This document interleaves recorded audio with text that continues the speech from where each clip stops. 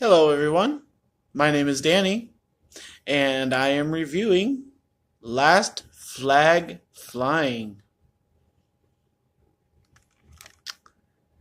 This movie's review says in 2003, 30 years after they served together in the Vietnam War, former Navy Corps medic Larry Doc Shepard reunites with former Marines Sal Nealon and Reverend Richard Mueller on a different type of mission, burying Doc's son, a young Marine killed in the Iraq War.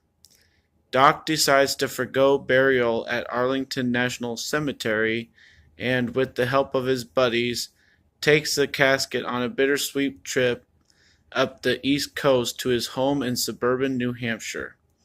Along the way, Doc, Sal, and Mueller reminisce and come to terms with shared memories of the war that continues to shape their lives. This movie is rated R. It runs about 125 minutes. It's from 2017. It stars Steve Carell, Bryan Cranston, and Lawrence Fishburne.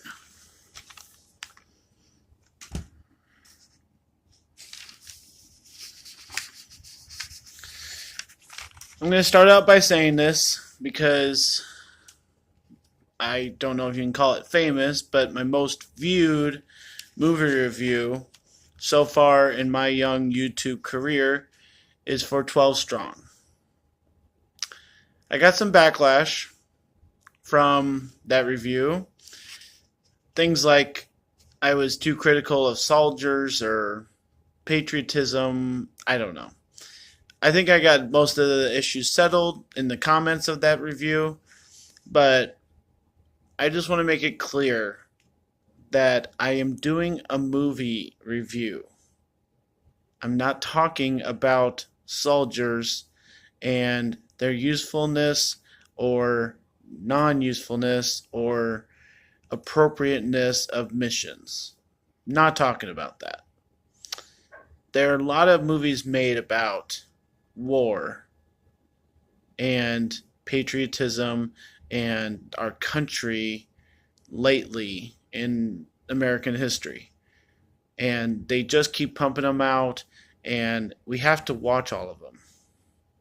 Number one, for showing patriotism, and because they are mainlined movies, because they're about war or something else. And when you put 3 stars of this caliber into a movie like this, it's going to come around. And everybody should probably see it. So I'm going to start off with that disclaimer. My first comment about this is that this is not Brad Pitt's Inglourious Basterds or Fury or even 12 Strong. This is not that movie. This movie deals with people being people making sure they go to the end of their mission by taking care of a fallen soldier. It deals with a lot of humanity issues. If I'm going to watch a movie like that, I don't need all the language. Consistent language. I don't need it the whole time. This movie could run for years and years on the Hallmark Channel if it just cut out all the language. And you could simplify that probably in 5 minutes just by changing the sentence structure. So, that's my first criticism. As a movie, I understand what it takes for soldiers to go through the things they've gone through. I understand that it's cruel and harsh, and that's why they usually curse. I just didn't need it in this movie. It's not a movie about people being in the drudges of war so that we get explained that that's why they're cursing. It's just a movie where they curse a lot, and then they mention war a lot. I appreciated very much how this is not just its own story, but it includes some other things. I'm glad they talked about the history of Saddam Hussein. I'm glad they talked about his capture or whatever. And I'm glad that they handled it in, like kind of mentioned it and then kept moving with the story. They didn't take a lot of time away from this movie. They just mentioned it because it was the same time period. I'm glad it was accurate. I guess that's the right word. Going into this, I really just thought I kind of had an idea about what it would be about, and I knew it'd be a drama, so maybe a little slower. But it was a better story than I thought it would be. It included some things, included some characters that really made it interesting and made it valid and just kind of kept it moving. So I appreciated the movement of the story. I appreciated the characters and the interaction between them. It really kept it interesting for the first hour and maybe 15 minutes. After that, this movie drags like mud for the last 45 minutes. It just does. You can only talk about one issue so many times and in so many ways and have so many things to say about it. And that got very apparent for Steve Carell and these other two guys after an hour. Some of the scenes, especially on this train ride that they take, it's about 20 minutes of garbage that did not need to make the final take. And they just decided to include it to try and let us know that these old guys are trying to befriend this younger Marine. That's it for 20 minutes. So I didn't appreciate that, and I didn't need it, and it was just more talks about stuff that I didn't really want to hear. And most of us guys in this world can laugh at it, but otherwise it's just inappropriate and it was unnecessary for a movie. That's my opinion. I think I'm pretty correct in it also. Okay, two things left. It has a nice ending. It does get emotional. It is very appropriate emotionality. But it does what most movies do, and it does not have conclusion.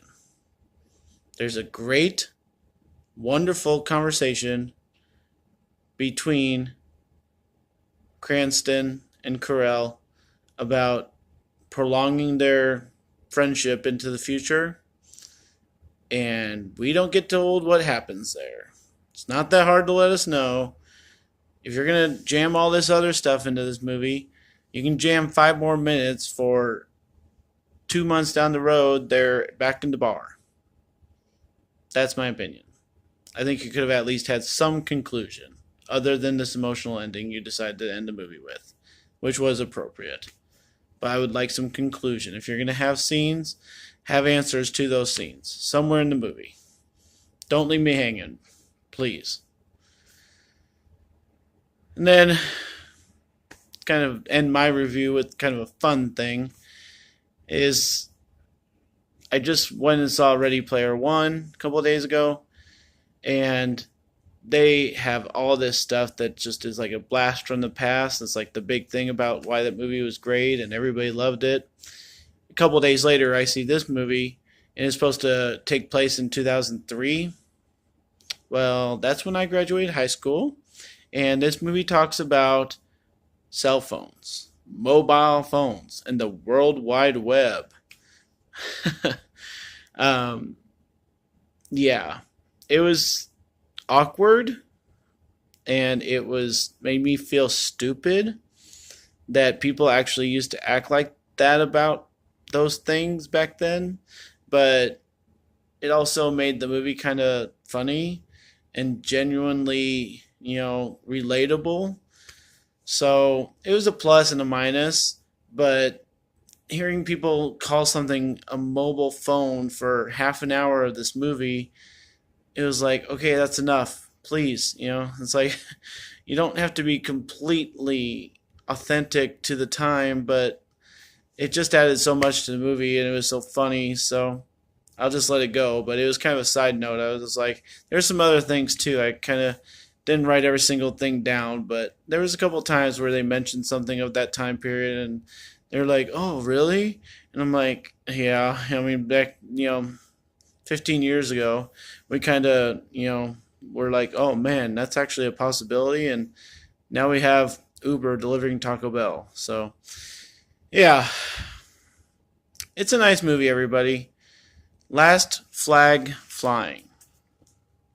I got the name right. Last Flag Flying. It's a nice movie. It is very humane to watch. You just have to kind of accept the slowness of the drama. I'll give it a B minus. I was leaning towards lower, but I think it deserves it. The acting is tremendous. Um, it's probably an authentic story. I didn't even check on that and didn't say it, which I appreciate. If it's a true story, that's so what, it's a good story. So B minus for Last Flag Flying. My name is Danny. If you'd like this or any of my other reviews, please watch them. I'll keep them coming and enjoy your movies, guys. Thanks.